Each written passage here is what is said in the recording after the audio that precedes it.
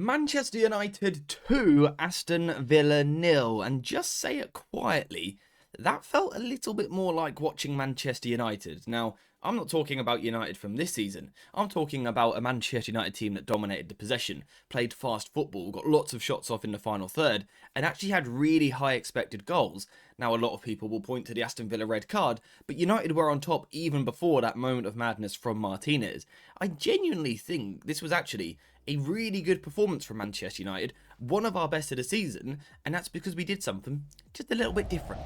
Now, before we actually get into talking about, all of this stuff here, all the tactical stuff that United looked to do in this game, we do need to acknowledge two things. First of all, Manchester United were very fortunate not to go 1-0 down. We were the better team throughout, but Aston Villa should have scored, and ultimately the referee makes a very, very, very bad mistake. And the other thing that I should add is, yes, United played very well, but Aston Villa were passive, which certainly helped. But time for the positives. Manchester United were a team that played on the front foot. Something we've been crying out for all season long is for United to be a side that takes the match to the opposition, that gets on the front foot and asks the question, sort of sets the tempo for the game. And we saw that with the back three, Heaven, Harry Maguire and Lindelof looking to move the ball about, I would say, throughout the game. A really decent tempo, keeping the ball moving. But what was more important than that was the positioning of the players in front of them. Because rather than Manchester United playing with a double pivot and then Ahmad and Mount in front of them, Bruno Fernandes actually very often went and played with Mount and Ahmad. They were taking up really high starting positions in these areas here. And what's even more important than the position they're taking up is the behaviours within the positions. Now, we're going to go through some clips at the end of the video. I'll do a slightly different structure today, talking about everything else first. But the movements in midfield were so good. The rotations, Manchester United players occupying key areas of the pitch, this zone 14, the two half spaces or whatever, but moving, footballers moving. It's so much more difficult for the opposition defenders, the likes of Onana and Kamara in midfield. It's so much more difficult for them if the Manchester United players are moving into different positions because it's difficult to know who you're supposed to pick up. For example, Ahmad might be in this position here whilst Casemiro has the ball. And initially he is Onana's man. But as Ahmad starts to drop into this position and Bruno Fernandes rotates in behind him, what is Onana now supposed to do? Is he supposed to follow Ahmad, or is he meant to drop deep onto Bruno Fernandes? And these are the questions that you ask when you are fluid with your movement in the final third. We also saw it in wider zones as well, particularly between Dorgu and Mason Mount. I think they had actually a really nice understanding, and it caused a lot of problems for Rodgers and Cash down this side. So as Mount drops perhaps deeper on the left-hand side to pick the ball up and Dorgu moves further forward, we may see a moment where Cash is marking Dorgu and Rodgers is on Mason Mount. But then what we'll see is the ball gets moved, let's say, back into Casemiro, and then Dorgu will rotate deeper and Mount will push higher again. And now Rodgers and Cash are marking different players.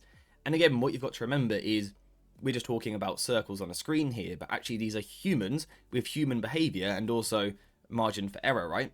And for someone like Cash, when players are being passed about, when you're picking up Dorgu, then you're picking up Mount, and then perhaps Bruno is coming over there as well, it's very difficult in those moments to constantly be looking at everyone to pick up different players. That's really difficult to track. So because Manchester United was so fluid with our movement in the middle of the pitch, but also in the wide zones, Aston Villa found it incredibly difficult to actually pick up the Manchester United players, and the movement was brilliant to see. And what I loved on top of that was, yes, we saw a lot of players coming towards the ball, the likes of Bruno, the likes of Mount, the likes of Ahmad coming towards the ball. We also had threat going the other way as well, with Dorgu and Mazraoui, although this eventually became Dallo and then eventually became Ahmad because of injuries. But runners in the team, players that were willing to stretch the Aston Villa defence to go the other way. So whilst Bruno's coming towards the ball, Mazraoui and Dorgu are then spinning in behind. Now, in an ideal world for me, still, next season, we will see more aggressive profiles here. Eventually, we saw the difference with Ahmad at wing-back as opposed to Mazraoui. It's very, very different because it's a natural attacker. I still think United should try and achieve that next season. But for this game, we saw some really promising signs because United were moving the ball about really fast in the middle of the pitch. Lots of rotations, players picking up different positions, and running threat in the final third. It's what Manchester United should be. Now, I said that we were going to look at some clips of this, and here they are. You can see Casemiro in the middle of the pitch is a solo pivot. So we line up as a double pivot in the team news, right, in the team sheet, but Bruno Fernandes is playing higher. You can see Bruno Fernandes in this position here, not with Casemiro, but instead with Mason Mount and Ahmad. And this is what I'm talking about with rotations. I want you to watch Onana here. Onana in the middle of the pitch for Aston Villa. Now, Onana's a very good player physically. Technically, he's quite good. He's intelligent as well. He reads danger pretty well. You can see him here a little bit confused. Initially, he is looking right. He is looking towards sort of Casemiro over in this direction here. Then what is going to happen is Amad is going to make a movement. Amad is going to come towards the ball. Bruno Fernandes is going to spin into that space. But let's just take a look at how it affects Onana. Because as Amad drops deeper into this position, you can see Onana over here, his focus now changes to Amad. So initially he was looking at Casemiro, now he's looking at Amad.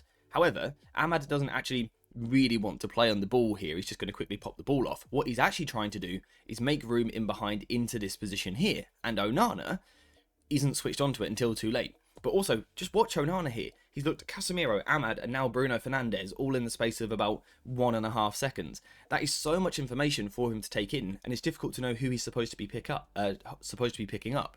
You can see we've also drawn Martson, the Villa left back, miles out of position here, and Manchester United can go into the space that we've just created. And what we also see is Bruno Fernandes winning the header initially, but also then our wing-back having a really high starting position, running in behind the Villa defence. Eventually we get to the byline. You can see Højlund runs towards the goal, and Mason Mount is there for that cutback opportunity. It's good football. Now in this next clip here, we've got a very similar sort of thing going on. Casemiro playing by himself in midfield, with Bruno Fernandes, Mason Mount and Amad all ahead of him. And again, it's about Amad's movement, his willingness to come towards the ball, to drop into deeper positions, but he doesn't actually want the ball here. What he's trying to do is make room for someone else. And we can see now aggressive centre-backs. If we just quickly head over to the tactics board, this is one of the benefits of this shape. When Manchester United play with a double pivot, they play slightly wider, and that sometimes blocks the space for the centre-backs to move forward, right? When you go into a solo pivot with just Casemiro, and these guys push a little bit higher, there is more room for our centre-backs to come into. And if our centre-backs are playing higher, if our midfielders are playing higher, it just suggests that we are playing in a more aggressive way, right? We're trying to get on the front foot. And that is something that we saw in his game. Lindelof is just behind me here, but he's going to make the movement into that open space. We can see Ian Martson, the left back, once again drawn miles out of position because of Amad's movement. Lindelof steps forward into the final third, plays the ball inside to Bruno Fernandes. Bruno Fernandes moves the ball to the right-hand side. To who? Our high advanced wing-back. What we see next, though, is really good. Wide diamonds with our centre-back included. This is our centre-back, our wing-back, our central midfielder, and our inside forward. This is what we want to see from Manchester United. Players high up the pitch. We can see 4 United players here. There's only 3 for Aston Villa, which means we can combine, we can create and link with each other, and that's what we see. Mazraoui goes inside to Bruno. Bruno plays it to Amad. Amad plays the ball to Mazraoui. It looks a little bit like this. We get ourselves into the final third. Once again, Mazraoui cuts the ball back. It goes to Amad, and then eventually Bruno. And once again, we get a really good shot off. Now, as I said earlier, the rotations were also really good on the other side of the pitch as well, between Mason Mount and Patrick Dorgu. And what we're going to see here is the effect, once again, it has on opposition defenders and the way they're trying to take in information and actually highlighting just how difficult life is for a defender in the modern day. So you can see initially, Mason Mount wide on the left-hand side, Dorgu in the half space. So straight away, they have already rotated at this point. What's important, though, is who is marking them.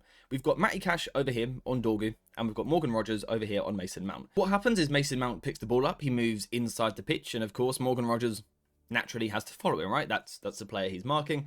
So as Mount spins inside the pitch, Rogers goes with him. That, of course, is going to create a space out wide for Patrick Dorgu to move into. All pretty simple so far, but you can see rotations. Mount comes out of the position, Dorgu goes into the position, creating space for each other and then moving into that space.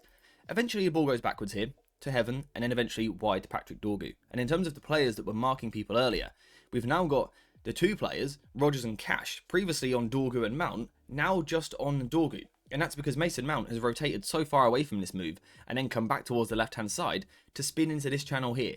This is, again, Manchester United being fluid with their movement in the final third, getting into brilliant crossing positions and actually creating legitimate goal-scoring chances with really good, free-flowing attacking football. And I just think this has to be the model for next season. I'm not saying this performance was perfect, and again, we were helped by the fact that Villa were poor, Villa were passive, and eventually went down to 10 men. Although this is all against 11 still, by the way. But this is what we need to see from United, being the team on the front foot. On this occasion, Casemiro sort of actually drops a little bit deeper. Still a solo pivot, but arguably now in the back 4. He wants time on the ball, and he gets it. When you've got Casemiro with time on the ball, and you've got high advanced wing-backs, you can cause problems. This time it's Diogo Dalot. Amad gets on the second ball. Look at the space he has in a key area of the pitch. It's great for United to attack this space so quickly. We eventually find Bruno Fernandes on the edge of the box, but as the ball is going backwards, the players are going forward. Diogo Dalot makes the run in behind. We know Bruno Fernandes can find him. Dalot squares it. I believe it was just offside, so it wouldn't have counted anyway, I don't think. But again, it's really good football to get ourselves into this position. Now, eventually, all of this good play leads to a goal. Now, at this point, we are playing against 10 men, so it's a little bit easier. The Old Trafford pitch is massive, and the way to take advantage of that is to control the ball in the middle and to get runners out wide. And United do that. Again, we can see Casemiro playing as the solo pivot, the three central midfielders, if you like, in front of him. It's now Bruno, Eriksen and Kobbie Mainoo, but also the centre-backs being allowed to step forward. Initially, Johnny Evans on the left, and then eventually Victor Lindelof on the right-hand side. Now, what actually happens in this move is Kobbie Mainoo picks the ball up and loses possession. He hoiks this ball towards the far post, and United lose the ball. But because United have players high up the pitch, we can win the second ball. So the ball actually, despite going actually all the way across to Matty Cash, the ball eventually falls back to Kobbie because we're sort of suffocating Villa with our high positioning. We're playing really high up the pitch here. So Kobbie Mainoo can sort of recycle the attack. The ball goes to Bruno Fernandes. And again, defenders being distracted. You can see these two Villa players. They know Bruno Fernandes is in front of them. They can see him, but they can't actually close him down. They can't actually move towards him because Kobbie is making this movement behind him. So they're so scared of him going in behind that they forget to apply pressure to Bruno. And when you give Bruno this amount of room on the edge of the box, his quality is just mind-blowing, right? And that's what I'm talking about with an attacking wing-back. That's our wing-back. That's our wing-back. I mean, it's a brilliant header for Ahmad. I don't know why he can header, but he can. He's always been quite good at this. But that's what I'm talking about with attacking positioning from the wing-backs. And we also see it from this goal. This goal is incredibly simple. But it comes after United tried to play out from the back, lost it a little bit, and then regained it again. But when you get an aggressive width holder, which is Ahmad on the far side, and a midfielder that can problem solve with good passing range, you get yourself into great positions. This is incredibly simple, but football often can be simple. Casemiro with the passing range, Ahmad with the running ability, you win yourself a penalty. Happy days. Manchester United go on to win the game 2-0. And honestly, I think it was a very good performance. It's one of our best performances of the season. It was fluid, it was free movement from all of these players. I've just seen how bad my hair looks under the hat. But it was great for Manchester United. It was really good to watch. And that, for me, sets the benchmark of what we should be, at the minimum, trying to achieve next season. Realistically, United should have scored 3 or 4 goals. I know we got very lucky with the Villa decision, but outside of that, we had the opportunity to score 3, maybe 4 goals here. It was a really, really good performance from United. On the front foot, asking the questions at Old Trafford. And as United fans, I think that's what we all want. So it's a good day for Manchester United. It's a good way to end the season. But that is that. It is the end of the season now. Now it is time to look ahead to the summer. The moves that we can make, the recruitment that we can do. There will be lots of videos on that this summer. So yeah, subscribe, get notifications on. And also, whilst you're here, if you could leave a like on the video, that would be very, very kind. But apart from that, we are finished for today. So thank you guys very much for watching. I hope you have enjoyed it. And as always, I'll see you in the next one.